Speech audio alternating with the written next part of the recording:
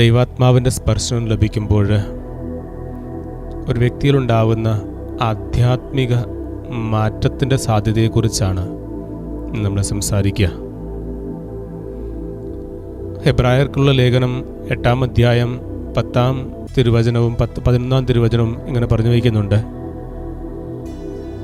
ഞാൻ അവരുടെ മനസ്സിൽ എൻ്റെ നിയമങ്ങൾ സ്ഥാപിക്കും, അവരുടെ ഹൃദയത്തിൽ ഞാൻ അവ ആലേഖനം ചെയ്യും. അവർ എനിക്ക് ജനവും ഞാൻ അവർക്ക് ദൈവവുമായിരിക്കും.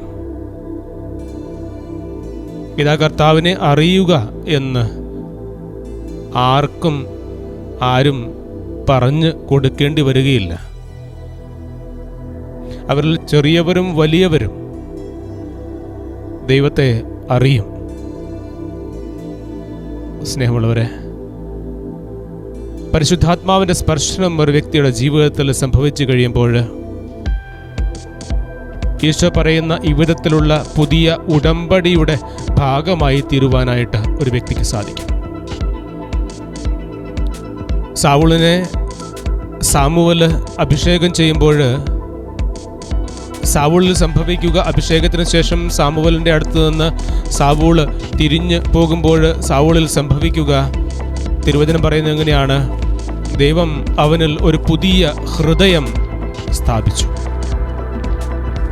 നമുക്കറിയാം, കമ്പ്യൂട്ടറിലൊക്കെ അതിൻ്റെ ഉള്ളിലെ ഹാർഡ് ഡ്രൈവ് മാറ്റുകയാണെങ്കിൽ അതിന് സമൂലമായൊരു മാറ്റം അവിടെ സംഭവിക്കും. പുതിയ ഇൻസ്റ്റലേഷൻസ് ആയിരിക്കും, പുതിയ സോഫ്റ്റ്വെയർസ് ആയിരിക്കും, പുതിയ ഫങ്ഷൻസ് ആയിരിക്കും, പുതിയ സ്റ്റൈൽസ് ആയിരിക്കും. ദൈവാത്മാവിൻ്റെ സ്പർശനം ലഭിക്കുന്ന ഒരു വ്യക്തിയുടെ ജീവിതത്തിൽ സമൂലമായൊരു മാറ്റമാണ് സംഭവിക്കുക.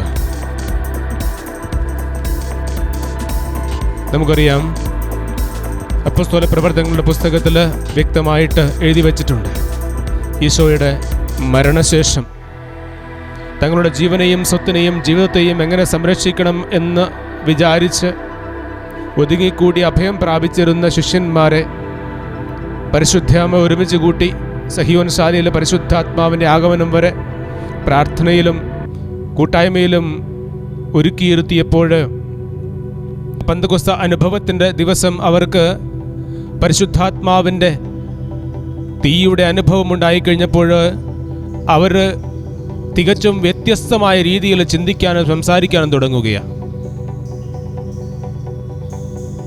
യേശു അവരുടെ കൂടെ നിന്നും മരിച്ചു കഴിഞ്ഞപ്പോൾ യേശുവിനെ കുറിച്ച് സംസാരിക്കുവാനും ചിന്തിക്കുവാനും ജീവിക്കുവാനും ഒരുപക്ഷെ ഹൃദയത്തിൽ എവിടെയെങ്കിലും സ്നേഹമുണ്ടായിരുന്നെങ്കിൽ പോലും അവർക്ക് ഭയമായിരുന്നു. അവർ സമൂഹത്തിൽ നിന്നും തിരിഞ്ഞുപോയി. പരിശുദ്ധാത്മാവിൻ്റെ അഭിഷേകം ലഭിക്കുമ്പോൾ അവർ സ്വന്തം ജീവനെയും ജീവിതത്തെയും ജീവിത സാഹചര്യങ്ങളെയും സ്വത്തിനെയും സംരക്ഷിക്കുവാനല്ല, മറിച്ച് യേശുവിന് വേണ്ടി എങ്ങനെ ജീവിക്കണം, സുവിശേഷത്തിനു വേണ്ടി എങ്ങനെ ജീവിക്കണം, ദൈവരാജ്യത്തിനു വേണ്ടി എങ്ങനെ ജീവിക്കണം, തങ്ങളുടെ ജീവനെയും സ്വത്തിനെയും ജീവിതത്തെയും എങ്ങനെ വിനിയോഗിക്കണം എന്നുള്ള അഗ്നിയിൽ അവർ ജ്വലിക്കുവാൻ തുടങ്ങി. അതാണ് ഈ പുതിയ ഉടമ്പടി എന്നതിലൂടെ ഹെബ്രായർക്കുള്ള ലേഖനത്തിൽ ഉദ്ദേശിക്കുക.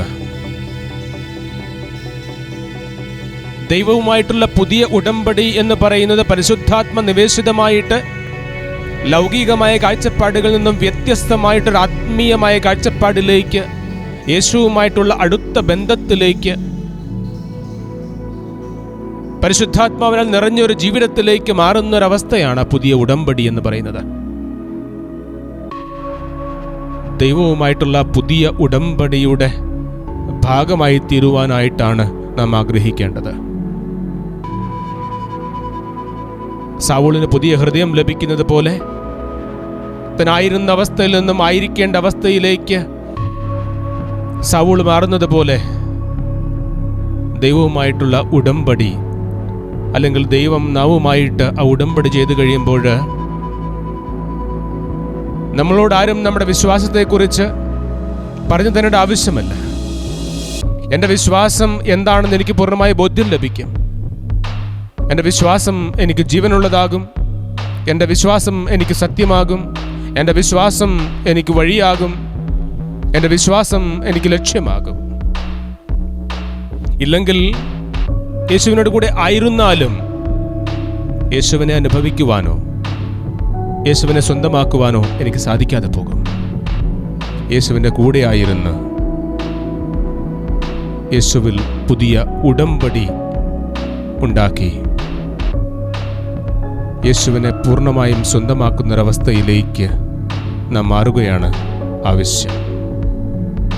ഇന്നിൻ്റെ ആവശ്യം അതാണ്. ഹെബ്രായർക്കുള്ള ലേഖനത്തിൽ പറഞ്ഞു വയ്ക്കുന്ന അതേപോലെ തന്നെ നമ്മുടെ മനസ്സിൽ ദൈവത്തിൻ്റെ നിയമങ്ങൾ സ്ഥാപിക്കപ്പെടണം. നമ്മുടെ ഹൃദയത്തിൽ അവ ആലേഖനം ചെയ്യപ്പെടണം. അങ്ങനെ സംഭവിച്ചു കഴിയുമ്പോൾ ഒരു വ്യക്തിയിൽ പൂർണ്ണമായ മാറ്റമാണ് സംഭവിക്കുക, കുടുംബത്തിൽ പൂർണ്ണമായ മാറ്റമാണ് സംഭവിക്കുക, പ്രവർത്തന രീതിയിൽ പൂർണ്ണമായ മാറ്റമാണ് സംഭവിക്കുക. പിന്നെ ആ വ്യക്തി തൻ്റെ മഹത്വമല്ല അന്വേഷിക്കുക. യോഹന്നാന്റെ സുവിശേഷത്തിലെ സമരിയാക്കാരി സ്ത്രീയുടെ അവസ്ഥയും അതുതന്നെയാണ്. യേശുവിൻ്റെ സ്പർശനം ലഭിച്ചു കഴിയുമ്പോൾ അവൾ താനായിരുന്ന അവസ്ഥയിൽ നിന്നും യേശുവിൻ്റെ ശിഷ്യയുടെ അവസ്ഥയിലേക്ക് മാറുകയാണ്, വളരുകയാണ്. തന്നിലേക്ക് ആളുകളെ അടുപ്പിച്ചിരുന്ന അവൾ യേശുവിലേക്ക് ആളുകളെ അടുപ്പിച്ചു തുടങ്ങുകയാണ്. നമ്മുടെ ജീവിതത്തിൽ ദൈവം ആ ഉടമ്പടിയുടെ ഭാഗമാക്കി നമ്മളെ മാറ്റിക്കഴിയുമ്പോൾ നമ്മളും അങ്ങനെ ആയിത്തീരും.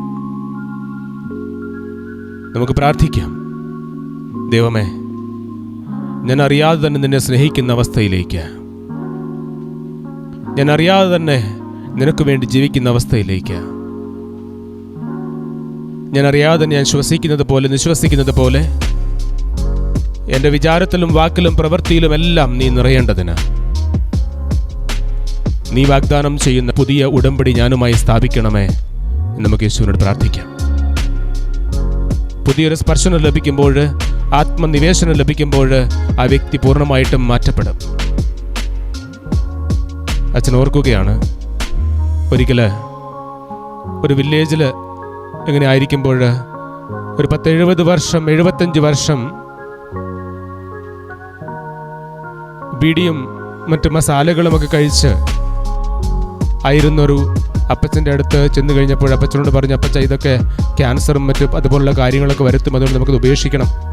അപ്പോൾ അപ്പച്ചൻ അച്ഛനോട് പറഞ്ഞു, അച്ഛ ഇത് എൻ്റെ ചെറുപ്പകാലം മുതൽ തന്നെ ഞാനത് കഴിച്ചു വരുന്നതാണ്, ഇനിയും എനിക്കത് മാറ്റാനായിട്ട് പറ്റത്തില്ല. അച്ഛനൊന്ന് പ്രാർത്ഥിക്ക്, ഞാനും പരിശ്രമിക്കാം എന്ന് അദ്ദേഹം പറഞ്ഞു.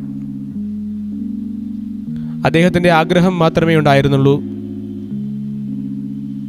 ദൈവാത്മാവ് അദ്ദേഹത്തിൽ നിറഞ്ഞു. അന്ന് മുതൽ ആ അപ്പച്ചൻ പിന്നീട് പറയുക,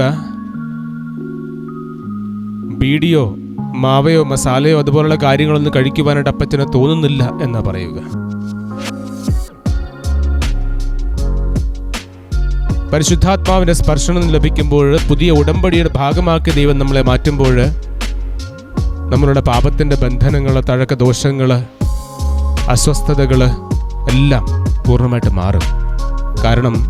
അതിന് കാരണം ഇത്രയേ ഉള്ളൂ, ദൈവം നാവുമായിട്ട് ഉടമ്പടി സ്ഥാപിച്ചു കഴിയുമ്പോൾ, ആ ഉടമ്പടിയിൽ വിശ്വസ്തരായിരിക്കുവാൻ നാം തീരുമാനിച്ചു കഴിയുമ്പോൾ. സമൂഹന്റെ പുസ്തകത്തിൽ ദൈവത്തിൽ നിന്ന് വിമുഖമായ ജനത ദൈവകോപത്തിനിരയാകുമ്പോൾ അവർ സാമൂഹലിൻ്റെ അടുത്ത് വന്ന് കരഞ്ഞപേക്ഷിക്കുന്നുണ്ട്. അപ്പോൾ സാമൂഹൽ അവരോട് പറയുന്നുണ്ട്, നിങ്ങൾ പാപം ചെയ്തു എന്നിരിക്കലും ദൈവത്തിങ്കിലേക്ക് തിരിയുക, പൂർണ്ണ ഹൃദയത്തോടെ ദൈവത്തിങ്കിലേക്ക് തിരിയുക എന്ന് പറയുന്നത്. നമ്മുടെ അവസ്ഥകളിൽ നിന്നും നമ്മെ പൂർണ്ണമായിട്ടും നാം ദൈവത്തിങ്കിലേക്ക് നമ്മെ തിരിച്ചു വെച്ച് കഴിയുമ്പോൾ ദൈവം നാമുമായിട്ട് ആ പുതിയ ഉടമ്പടി ഉണ്ടാക്കും. പൂർണ്ണ ഹൃദയത്തോടെ ദൈവത്തെ അന്വേഷിക്കുവാനായിട്ട് നമുക്ക് സാധിക്കണം.